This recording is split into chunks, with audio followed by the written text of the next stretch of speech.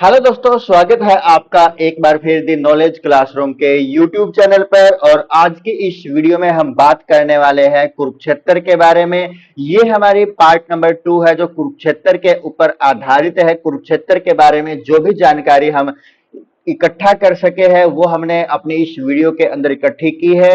तो यदि आपने हमारी इस वीडियो का पार्ट नंबर 1 नहीं देखा तो आप उसे भी देख लीजिए, ताकि आपको कुरुक्षेत्र के बारे में लगभग सभी प्रकार की जो जानकारी है वो प्राप्त हो जाए। तो चलिए शुरू करते हैं इस कुरुक्षेत्र के बारे में जानकारी। तो हमने यहां पर आज बात करेंगे, कुरुक्षेत्र के अंदर एक मंदिर है स्थानीश्वर, स्थानीश्वर महादेव मंदिर, स्थानीश्वर महादेव मंदिर। इसके बारे में हमने थोड़ा जो जिक्र है हमने अपनी पिछली वीडियो के अंदर भी किया था। तो जो ये स्थानीश्वर महादेव मंदिर है, इसका जो निर्माण है वो निर्माण किसके द्वारा करवाया गया था? पुष्यभूति के द्वारा करवाया गया था।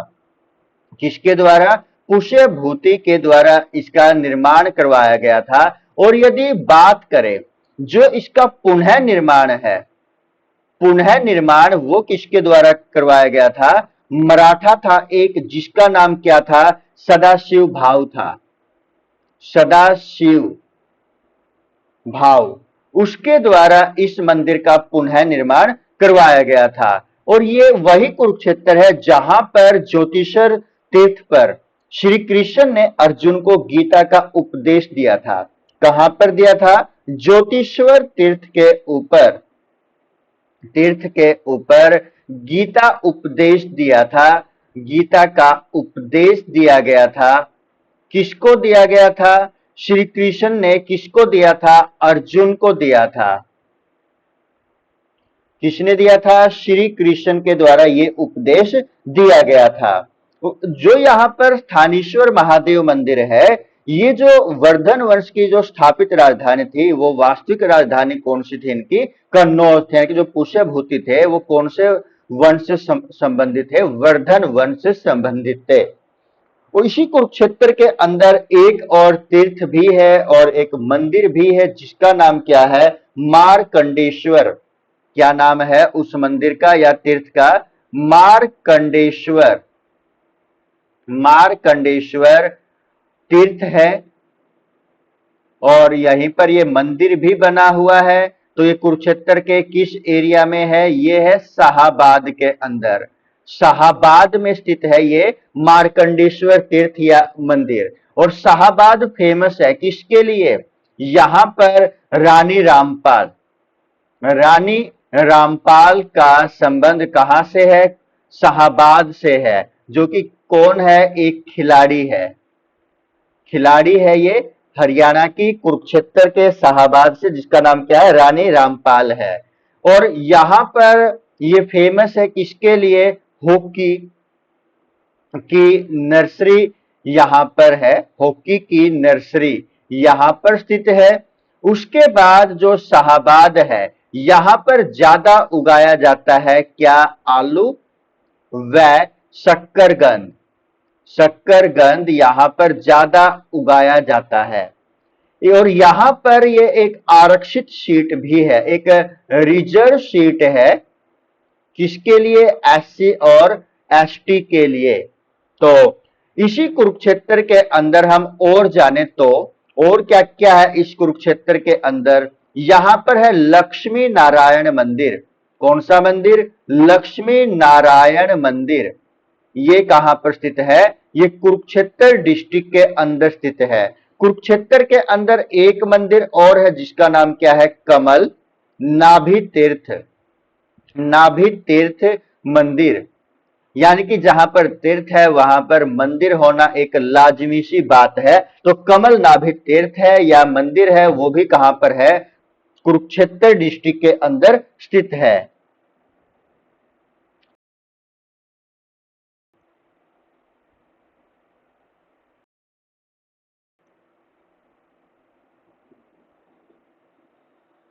इस कुरुक्षेत्र के अंदर एक है अदिति का मंदिर। किसका मंदिर? अदिति का मंदिर।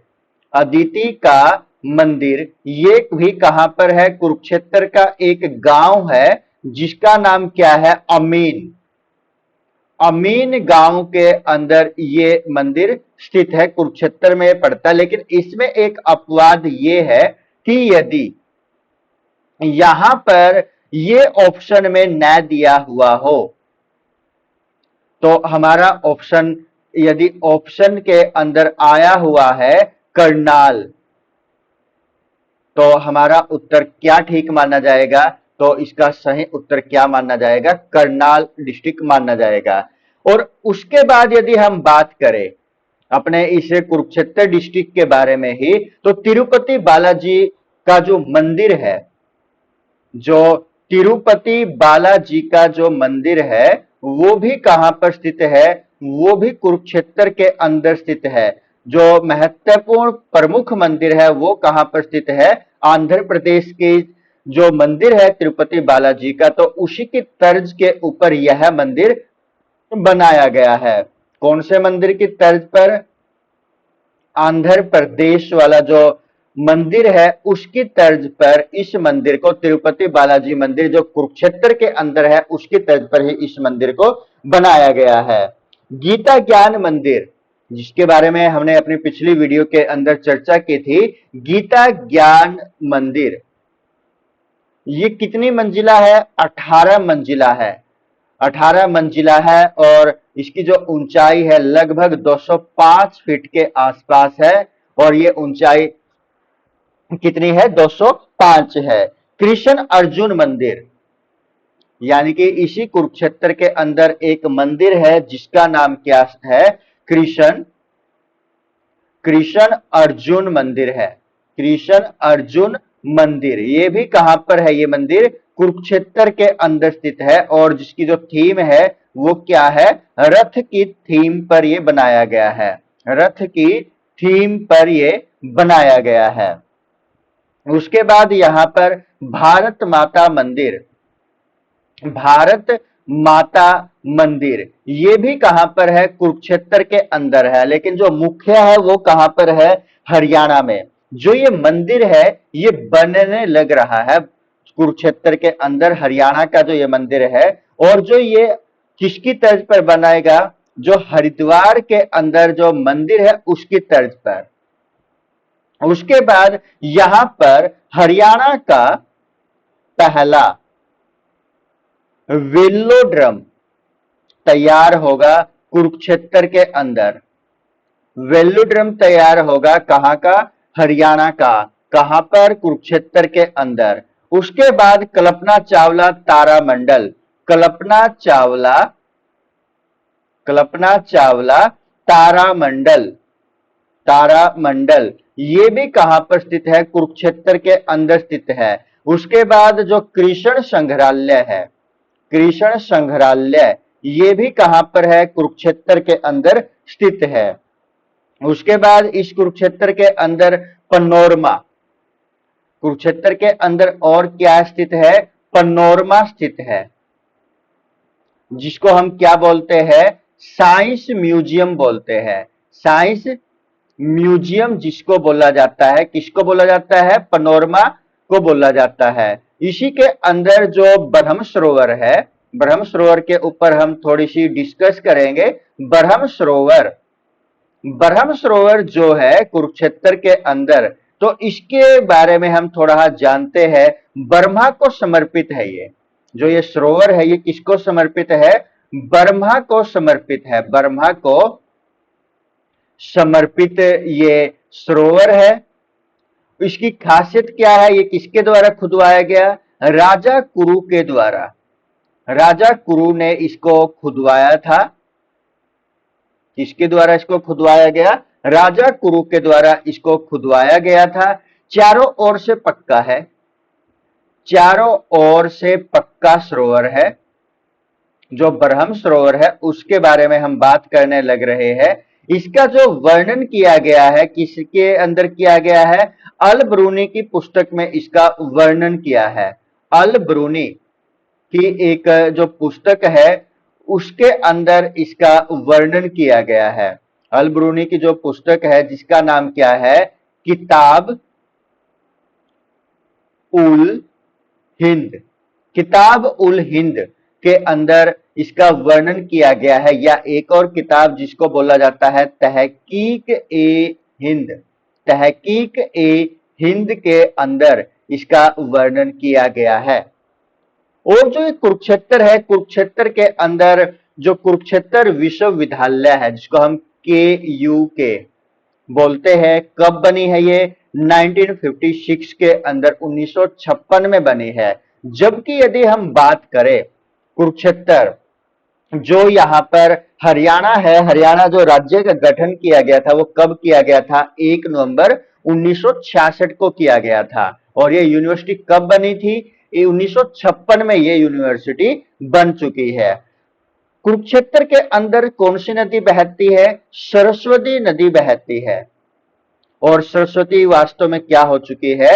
लुप्त हो चुकी है। और इसी के यहाँ पर एक मारकंडा नदी भी है, जिसका जो एनिशिएंट नेम है वो क्या था?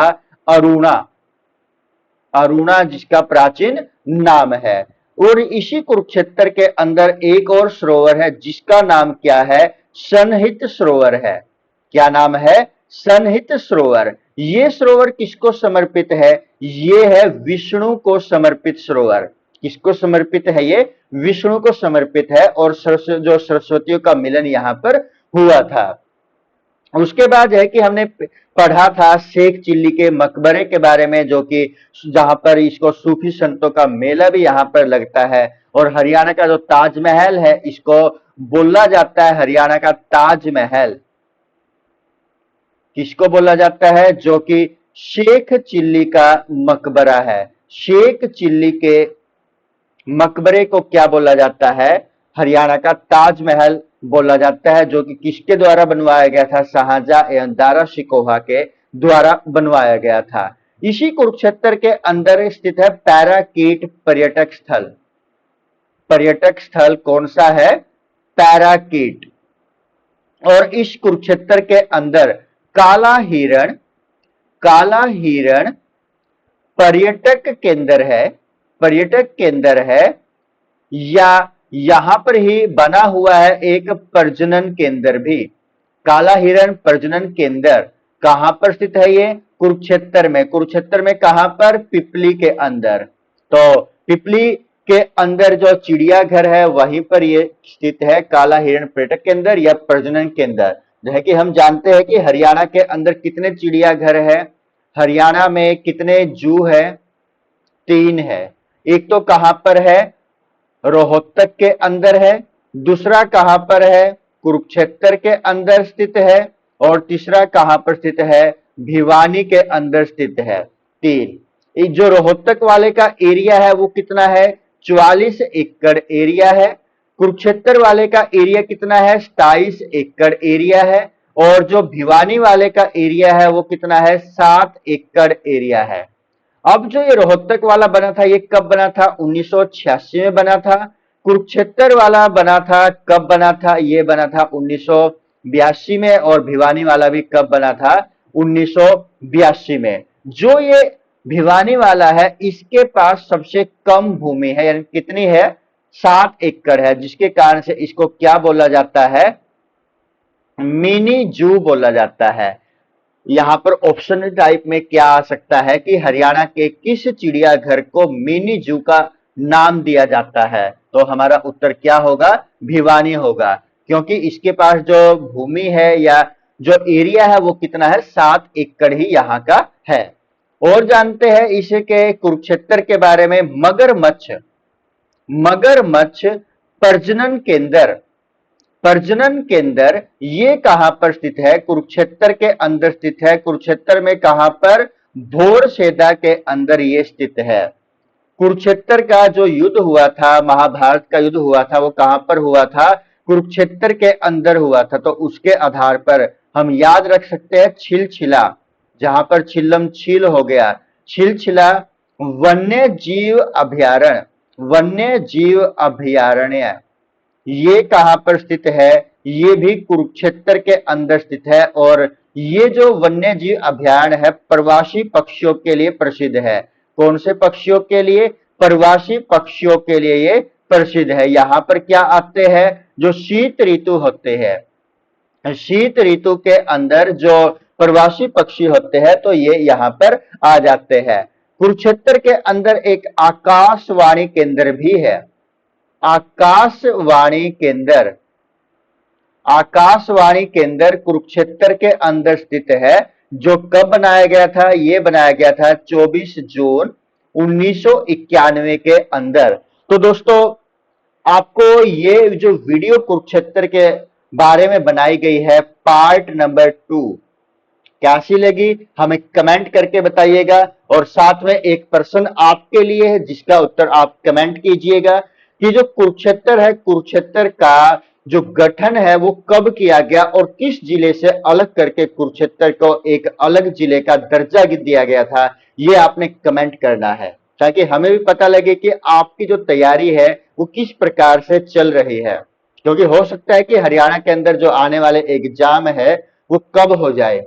तो इसलिए हमें अपनी तैयारी को अच्छा बना करके रखना है, और हमें साथ के साथ यदि आप चाहे तो नोट्स बना सकते हैं ताकि आपको जो जानकारी, क्योंकि मैं कोशिश करता हूं कि हरियाणा के बारे में जो भी पढ़ाया जाए उसके बारे में पहले कहीं ना कहीं से जानकारी को इकट्ठा किया जाए ताकि आपके पास जो जानकारी पहुंचे वो एक कंपाइल, जो हमने यहाँ पर कंपाइल किया है उनको एक जगह इकट्ठा किया है तो वो सारी की सारी आप तक आसानी से पहुंच सके। तो दोस्तों, जल्द मिलेंगे किसी अन्य टॉपिक के साथ।